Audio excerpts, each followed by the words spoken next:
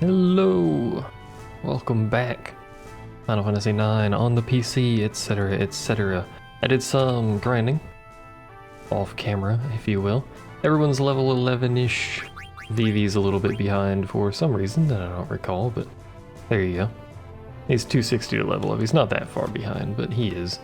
I will go over abilities that we have equipped real quick. He doesn't have add status because it doesn't do anything for him. Running antibody. Everyone in the party is running antibody. I recommend everyone in the party run antibody. I really hate the keyboard controls sometimes.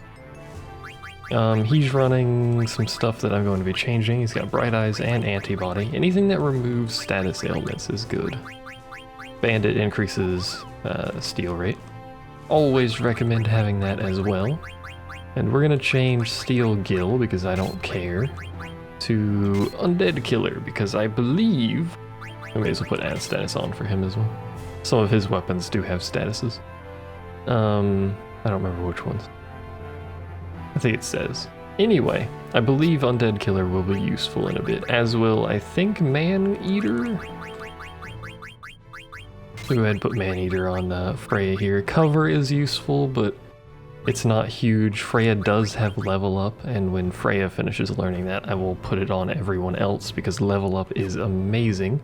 As is ability up, but ability up is much more difficult to get, unfortunately. So that's what we're rolling right now. Someone pointed out in the comments that I had already missed in like the first episode a Magnet Central Mail thing, unfortunately. Thankfully, that doesn't screw up the quest. The actual side quests, the story bits and all that jazz. What it does do is delay it and keep me from getting a ribbon. If you do all of the mails, all 100% of the thing, like 17 mails or whatever that you have to deliver, you get a ribbon, which is nice. I mean, you know, the ribbon has ability up on it, which is really good ability. Among other things, it absorbs 2 elements and halves the rest of them, I think. It's not nearly as good of an item as it is in other games, as far as I care, but it is pretty good. Unfortunately, we will miss out on that ribbon. There are other ways to get ribbons. I will document those at a later point. But it also delays the side quest, the Magnet Central side quest, from the 3rd disc to the 4th disc, which changes the position of one of the people involved in the side quest, and I will point that out when we actually run it. So, whoops. My bad. Thank you for pointing that out, though. I do appreciate it. So, thankfully, it doesn't screw up the side quest. So we can still do the side quest, we just won't get the ribbon, and I did want to point that out for everyone to know. Currently, you've probably noticed there's an icon on the bottom right. That's because random encounters are turned off at the moment. We will be doing some miscellaneous things before we go to the next zone. The monsters in this area, not particularly hard, except for the, what are they? Like the scorpion-esque things, I think they were. I'm not entirely sure. There's an enemy here who goes into an attacker stance, or an attacking stance, depending on how your game is translated for whatever reason, which causes them to counter every single hit upon them. I think it's every physical hit. By the way, here's the Moogles. You can talk to them and actually get tutorial messages and stuff. But don't hit them during that because they will very, very quickly murder everybody in your party. So here's our new character. Hello, hungry. Yes. Frogs. Yes, these are frogs. Still hungry, can confirm. So we will go over here and catch this frog. It is the world's easiest to catch frog. The rest of these frogs are impossible to catch. And then we will give this frog to our new friend.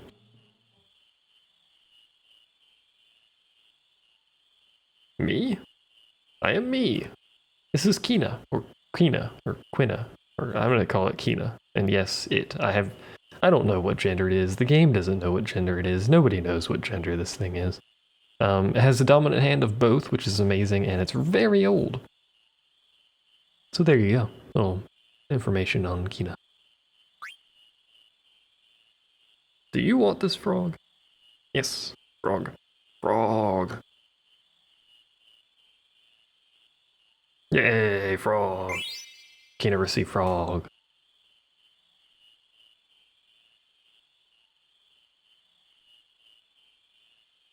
You pathetic Kina. Ronso must defend them. Wait, no, that's a different game. Ronso, be strong. Despite the number of times I've actually played the game, I can never remember what they say. What is it? Like every time they're making fun of Kamari. Always about his horn or whatever. But anyway, that is not this game. This game has no Ronso. Better than Alexandria's, you say? World big place, many, many foods. Many, many frogs. Are there yummier frogs? Why, yes. Many frogs. All sorts of frogs. Big frogs, little frogs, fogs. Blue frogs, green frogs, golden frogs.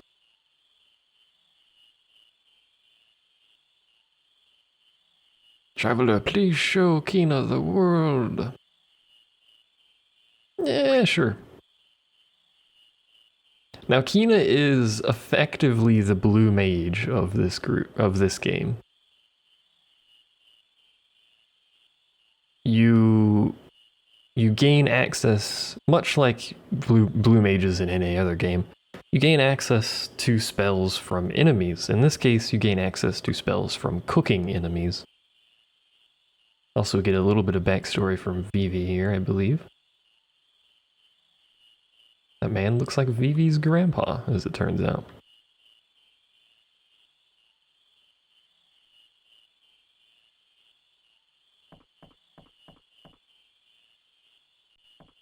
Vivi's grandpa was a coup.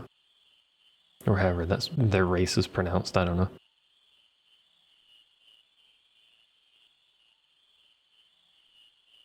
Exclamation mark. I know not that bigot. Well, like, if you don't know, maybe you shouldn't call him a bigot. I'm just saying. I no can answer.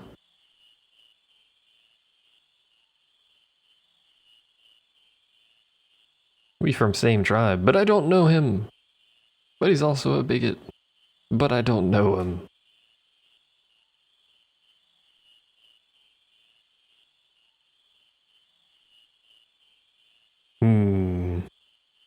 Suspicious.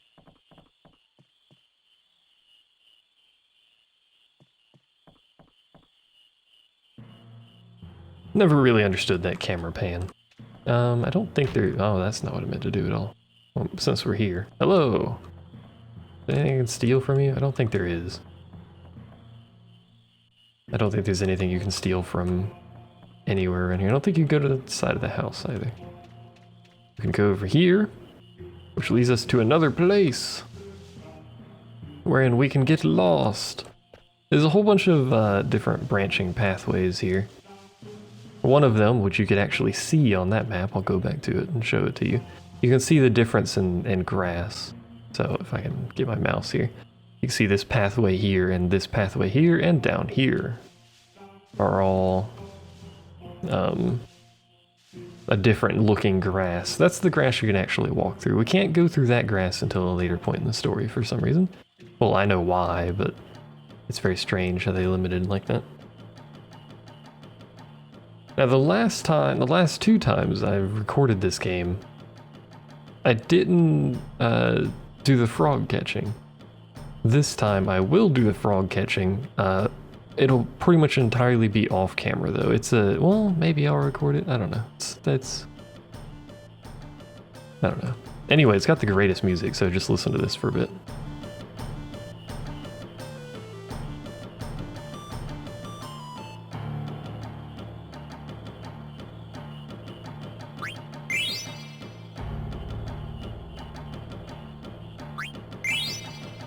Hello?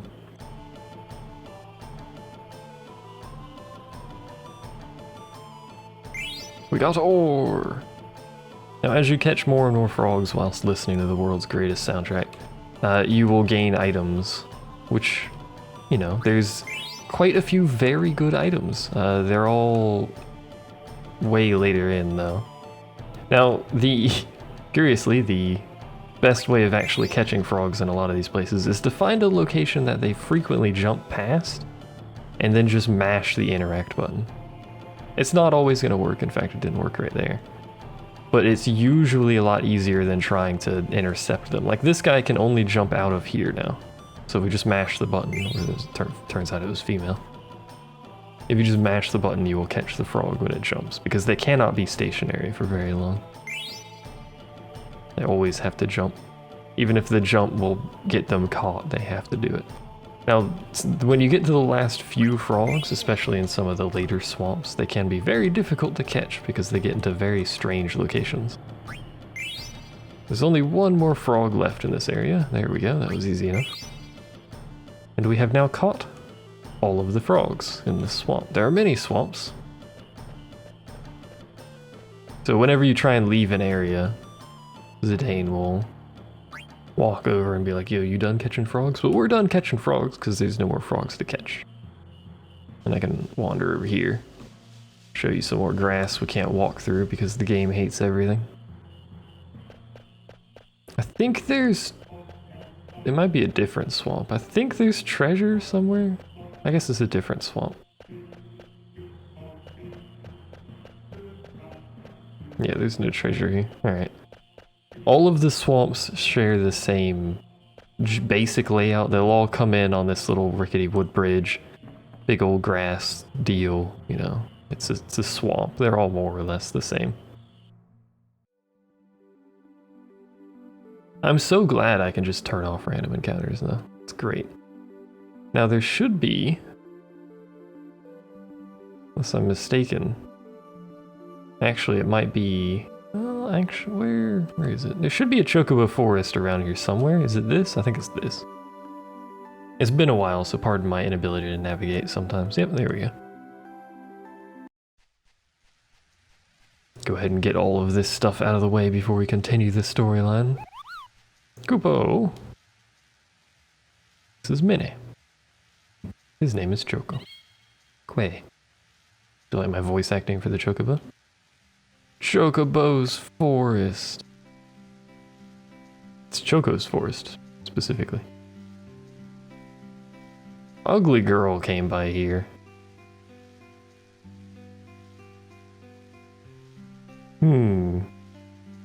What kind of person would be described as an ugly girl?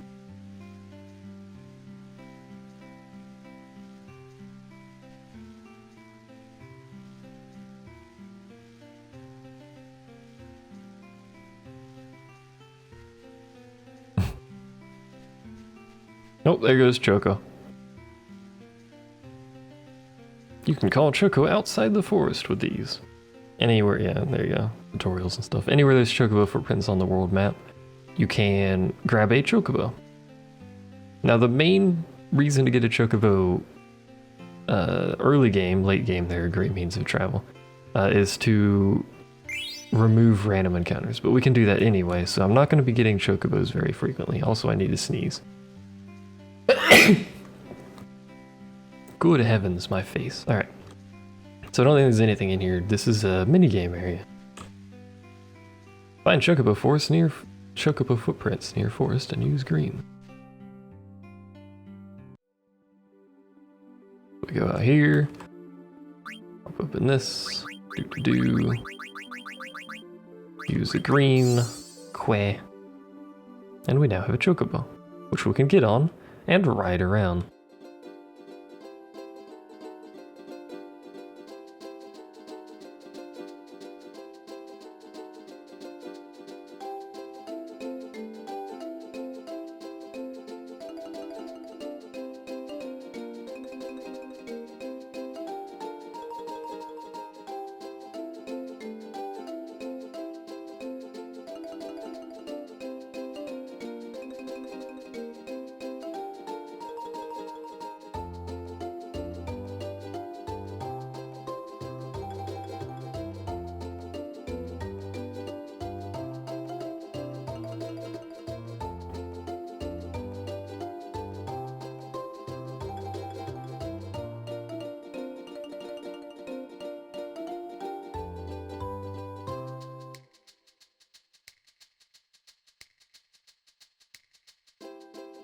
There you go.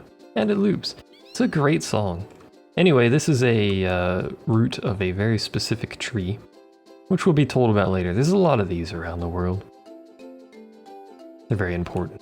Anyway, let's go back to Choco Forest. There we go. Choco! Que. Learn how to navigate on Choco. I already know that. I want to talk to you, though. What do you want? What's the big secret? Once Chocobo chooses his master, it follows him forever. Choco ran away from his last master. That guy was mean. Oh, okay.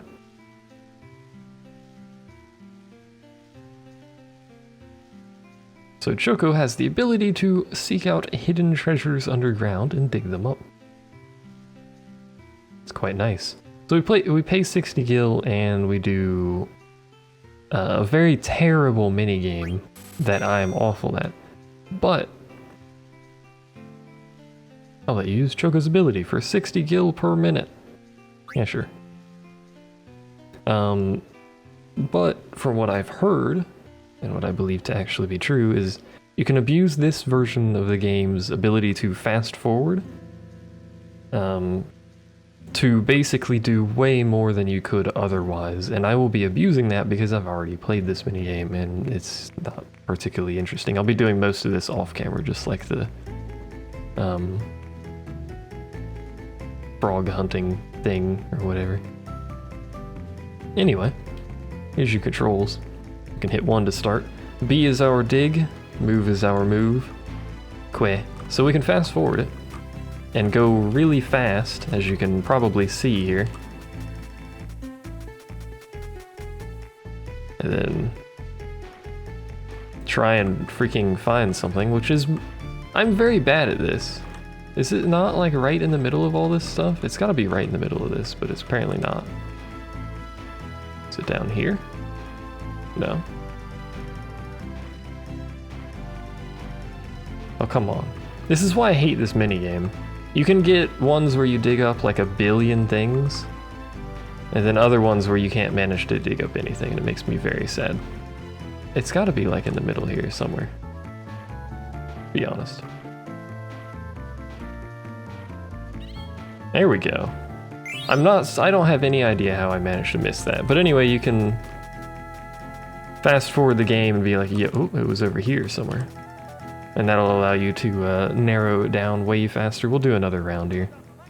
We got 1 point, because I'm terrible at this. Check current points. 1. Nah, we'll do this again. Good start. Oh, it's over here somewhere. Now I think these tend to spawn in set locations. So if you can find a general area and you know where they tend to spawn, you can kind of narrow it down much faster. So it's over here somewhere.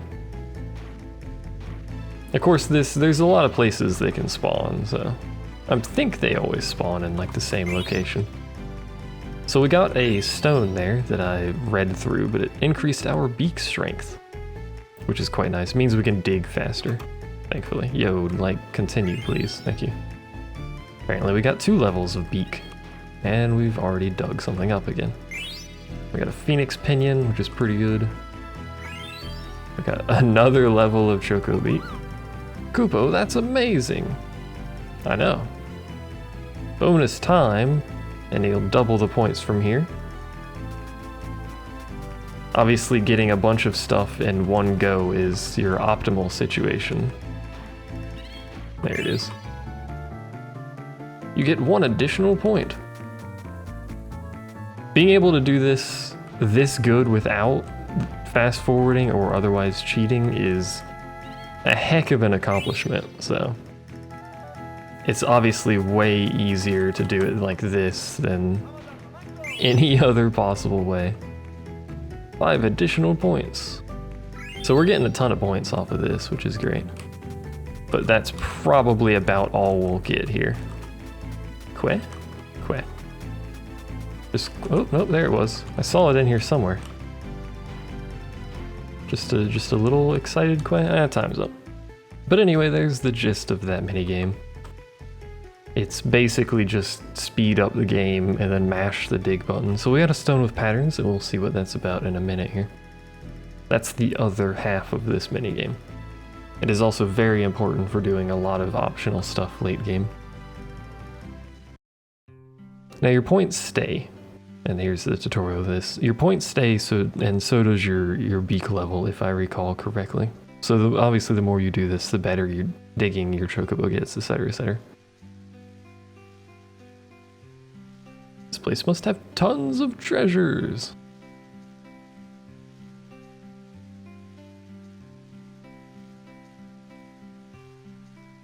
I've got an idea. Let's call this stone a chocograph from now on. There must be tons of treasures. And indeed, you can find cards. So, take a look at chocograph. So we have Streamside here. It gives you a picture. Tells you the required ability in order to access it with your chocobo. Obviously, we only have the one, so we'll use that one. I think we can ride Choco out of here somehow, but I'm gonna go ahead and just buy like a whole bunch of Geisel greens. We can look at our points too. I'll give you point for each item you find. That's great translation. Exchange points for items when you save up enough. So there you go. High score of 50. Robe of Lords is obviously very good. Protect Wing is also very, very good. And Wing Edge is pretty good as well. The rest of this is... You buy Geisel greens. I don't know why you would. Viltgant's card if you're collecting cards, but these top three are very good to have if you're doing this minigame. I want to ride you. Learn how to navigate. Is there extra controls on here? No, it's just the usual. Alright. Oh, okay. I was like, there's a way to ride him when you leave Chocobo Forest, but I can't remember. So, this picture has a river. So what we would want to look for is a river. Now, if I can get the freaking camera to spin. It's so slow, right? If I recall, there's a river this direction that we had to cross to get here. Man, that water looks terrible. Good lord, alright. So if we go over here, because this looks sort of like it, dig around, and I apparently immediately dug on the spot that it was, but otherwise it acts the same as in Chocobo Forest, where it's like a proximity thing. We got 2 elixir, 3 high potion, 4 ethers, 2 Germanus boots, which are very good. I'll show you momentarily. And we can open the chocograph menu if we want, but that's it for optional stuff that we're going to be doing in this area until obviously we can get more chocographs if we want. Until we continue the story, that's all the optional stuff we have access to. I will point out something that some veterans of the game, the original version of the game, may be aware of. It was possible to sequence break this game by abusing chocographs. Effectively, you could get an ability on your chocobo that would let you skip an entire disc's worth of content. It would screw up a lot of things. But it would let you skip the, I think it's the entire CD3 worth of content. And basically get to the end of the game very quickly. You cannot do that from what I've heard in this version. I've heard they locked the chocobo ability behind, I assume, a certain story sequence, but I'm not entirely sure. But I've heard you can't do that in this version of the game if you're interested in horribly breaking the game. It permanently locks Dagger in silence mode.